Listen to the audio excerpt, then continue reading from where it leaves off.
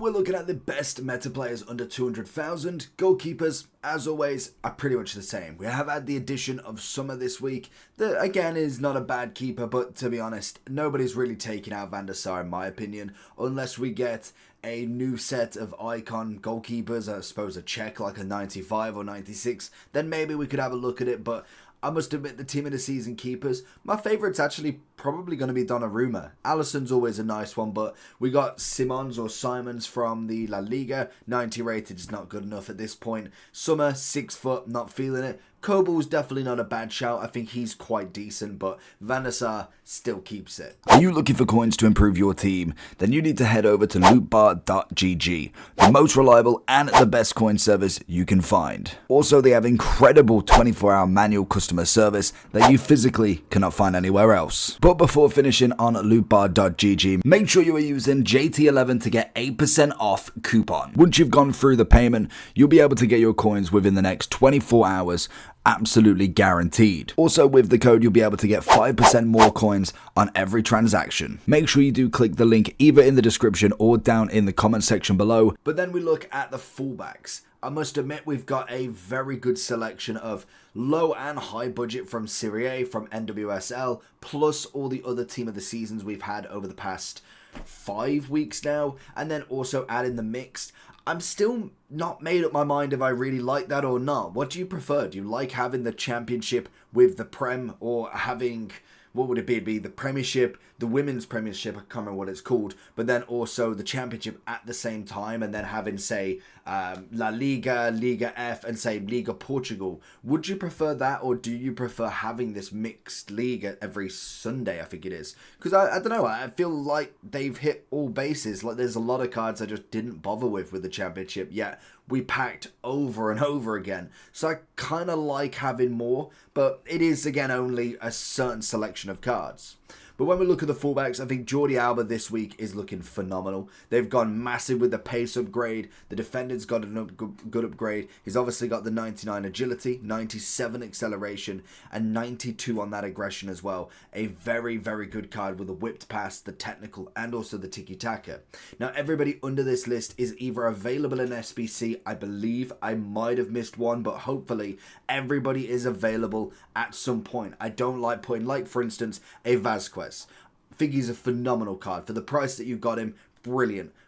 But you can't get him. So there is 0 point me putting him in this list. I try and stay away from it. Wendell, team of the season plus. And if you've seen the, I think I saw it as an Nepenfez short, or he probably did it on a stream or a video somewhere. We've seen a big shift in Relentless Plus with the 99 Stamina, the 99 Aggression, and then having something like a Bruiser Plus, a Press Proven. They have been not necessarily introduced as a new meta, but they most definitely are favoured stats that you don't really know about. Now, if you've tried Wendell out, just give him a go. For the price that you're paying at 25,000, trust me, he's worth having a look at. DeMarco looks fantastic as well, a very good left wing back. Unfortunately, Teo Hernandez is a little bit out of everybody's budget because he's 97 rated, but I think DeMarco definitely comes in at a very good replacement.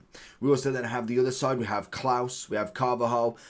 Ben White I've chucked in it, even though I probably prefer a lot more. We also have Di Lorenzo, who unfortunately for him is a very good card, but his evolutions that you can go and get the 85 or 86, I think it was, from the Rule Breakers or the Trailblazers, and you can go make that card 93. Granted, you do miss out on the chance of anybody else, so would you waste it on a right back? But it is crazy that you can make a 93 technical team of the season Di Lorenzo when his actual team of the season is lower. I think they really went a bit too low on that card, in my opinion.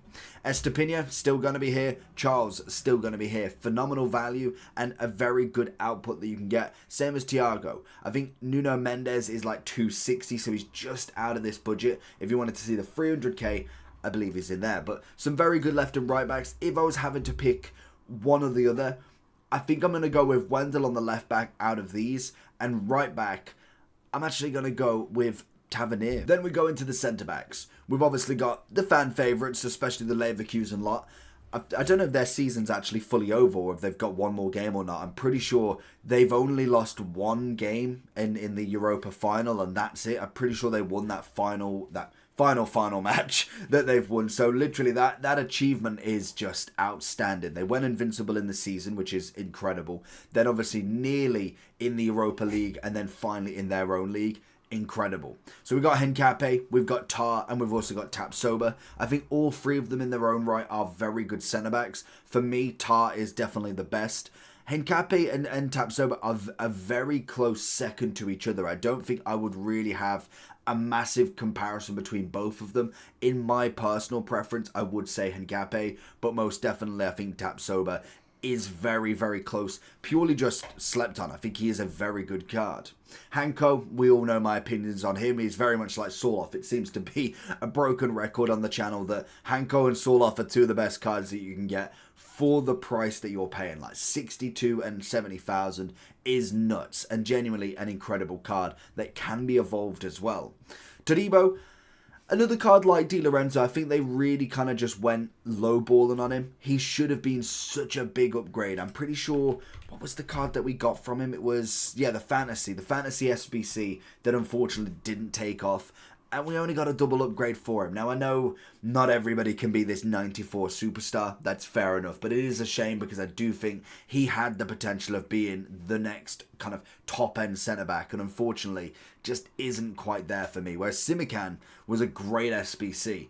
Beautiful card. He is not necessarily a Hanko level sort of card, but for 50,000, he's definitely a good one that you can go for if you're looking for that very budget. Same as Bremer, you're looking at 61,000. He's unfortunately not got the playstyle pluses that we kind of really want, but like we said with a lot of them, we see Bisek, an incredible card. Very, very, very meta in that kind of live upgrade. He doesn't necessarily have the best playstyle pluses either. He most definitely is missing out on the anticipate that a lot have, the slide tackle that a lot have. So it isn't all about the playstyle pluses as well. Whereas I think with Vidic, it totally is. The aerial, the slide tackle plus, a very good card for his 91. Not quite his 94, but still will give you a very, very good output. And then we go into the midfield. Now this is probably the hardest position, I would say, that you've got players that make a massive difference because it's very difficult in a lot of aspects depending on how your midfield sets up. Do you go with a double and go with two box-to-boxes? Do you go with a DM and a cam? Do you go a triple and have one of each, a box-to-box, a DM and a cam? Or do you have a solid DM and two cams? There's so many ways to go and set up with this, and it all depends on formation, how you play. So what's right for me would not be right for everybody else. I'm a very balanced midfield. I have two centre mids. I don't mind every now and then going for a DM and a cam and kind of having them work both. For a long time we used a DM and Zidane, so not necessarily the most defensive, but he can still do quite a bit. So when we look at the kind of what would be really good in these aspects, I really like Busquets. I think he's a unique sort of CDM. He's got himself the defensive and the physical ability. The 99 passing is a quirk, I suppose. It reminds me very much of Shapeshifters where they just have like a 99 pace, a 99 shooting. It's very good, but his whole aspect is based around that. He's got a triple passing playstyle plus, the 99 passing. Then in terms of everything else, he's done well. Like, it's a big upgrade. He's not the most agile, which we can imagine at someone who's 6'2". He's not known for his incredible dribbling. He's known for just defensively being incredible, getting the ball and passing it out. So it's a nice card in that sense if you use him in that way. We look at Rabiot. He's got himself a pretty decent kind of playstyle plus base there. 4-4, anticipate, aerial, press proven. I'm never going to argue with that card. Stat-wise, not in the Hullet gang, but definitely not far off. For 40,000, you're going to get a decent level, and it's a lot of the same with these centre mids. We look at Patry, 4-4, anticipate, block, pinged pass. Again, stats kind of spread across the board, but at a decent level at the minimum. Same with Vermin. Again, another one that probably, same as Les, or Lees, however you want to pronounce it, they get overlooked because of the 93, the bog standard they are. They're not their counterparts of kind of like a Putellas, a Bonmati, I suppose Barella to some extent, but you're looking at, who's even the centre mids in Serie A? Who are the top ones? I suppose nobody actually, yeah, because they're very wing and attacking orientated, yeah, I suppose, actually. They don't have any centre mids. I suppose if you're looking at kind of centre mids, La Liga, who are we going for? Bellingham, I suppose. Bellingham, Valverde, Camavinga to some extent. So they automatically take over these. There's no question that you're going to put a Verman over a Valverde. But when we're looking at the cheaper option, he's not a bad option. We go into more cam base. Madri, very good cam. Santos, I think, is unbelievable value for the 5-5. Even Loftus-Cheek, he can kind of play the both role. He's kind of attacking orientated, but then he's also got a bit of defense, so he can play them both. Same as Szoboszlai, he is very much more cam. But if you're looking for a cheap Premier League cam, he's going to be one that you can look at. Same as Mkhitaryan. He is going to be a very good SBC that you can go with. He's got the 5-5. He's very dribbling orientated at 5'10". He's normally got a decent shot arm as well. You're going to have to whack the hunter on him, unfortunately, but he should still give you a very good output. And then we move into the wing. I feel like we've actually got a semi-decent lineup here, to be honest. When we look at the left-hand side, you're looking at a lot that we've kind of gone over in the past weeks. Zaha's an easy one. Mallard's an easy one. Sancho and Nani. Savio added in the La Liga. I think he's a phenomenal player. If you've used his SBC from Future Stars, I want to say, rapid. Genuinely rapid. He reminds me very much of Kubo, but the other side. I believe we got, what was it, Kubo? Kubo was a summer heat. Was that 2 years ago now? It might have been.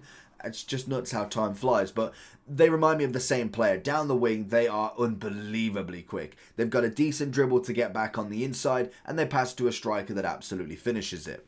We then have a look at the right-hand side, which has been lacking for so long, and literally in the space of a week, we've got options now, finally, because normally it's very bog standard. It's nothing crazy. Whereas Afinia, I feel like, was a lot of people's votes from the Future Stars because her 92 was great on that evolution. We now have a lovely upgrade for her. She maybe not has the, well, I don't like the trickster. Travella's decent and Quickstep's decent. She has the 5-star weak foot as well. She's 5'3", so she's agile as anything. So she manages to get down that wing with ease. Whereas Diane is kind of my normal favourite at the moment.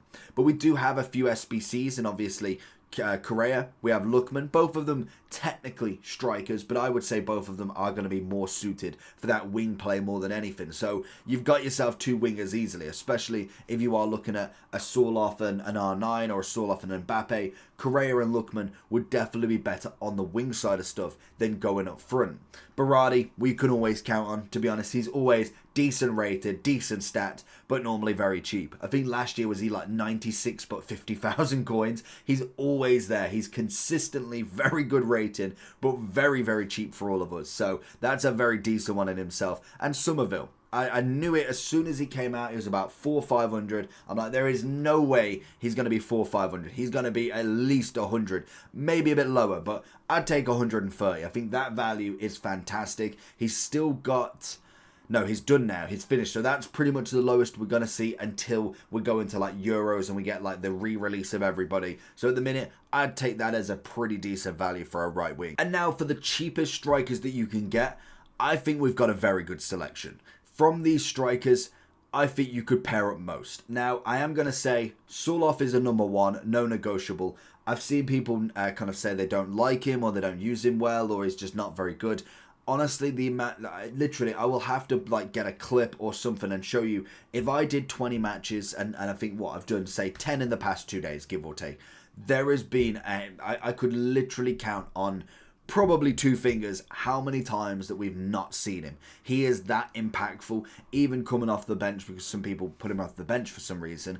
He is just that good, and I will stand by that one. If I'm looking at the others, I'm thinking very similar types. Xerxes, a free objective, has been fantastic.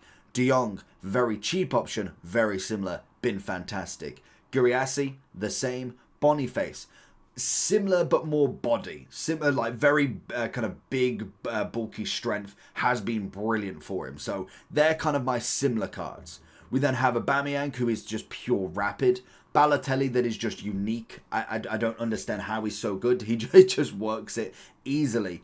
Watkins was one of the first team of the seasons, which makes sense to why people kind of revolved around him. English, Prem striker, high rated for when he came out. Now, obviously, if you did get him red, you could have got him to a 95, I think it was, with the Champions Corner. Decent upgrade nonetheless.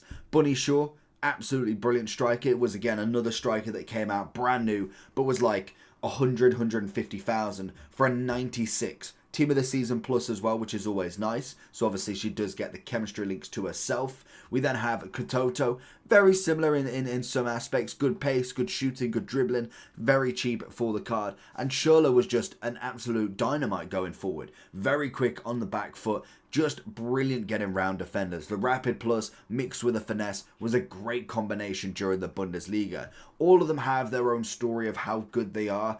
If I was to pick two, Sorloth is obviously my number one. And I think out of these, I would like to, if I didn't have to, say if I didn't have to pick a body type, I'd go Boniface. If I was to go away from Sorloth and have somebody a little bit different, maybe someone with a bit more agility, someone who's going to get in behind as well, I'd probably go Balotelli, to be honest. I think with a lot of them, a lot now are tall, fast but lengthy strikers. They're very similar, so there's no difference in how you play with them. They are all to the feet or get the through ball and look for that open space. I kind of like having someone with a bit more dribbling, somebody who is a little bit smaller, even though Balotelli is 6'3". I would say he's going to be my better shout for what I've seen in game. If I was to not go elsewhere, I think Boniface would definitely be my favourite number 2 there. And Aubameyang has always been a nostalgic villain because he has been absolutely crazy going forward. But that is going to be the list of the 200k and under. Let me know down below if you've got anybody or if there's any other suggestions I've missed. I don't think I have, but double check for me and I'll catch you all for the next one.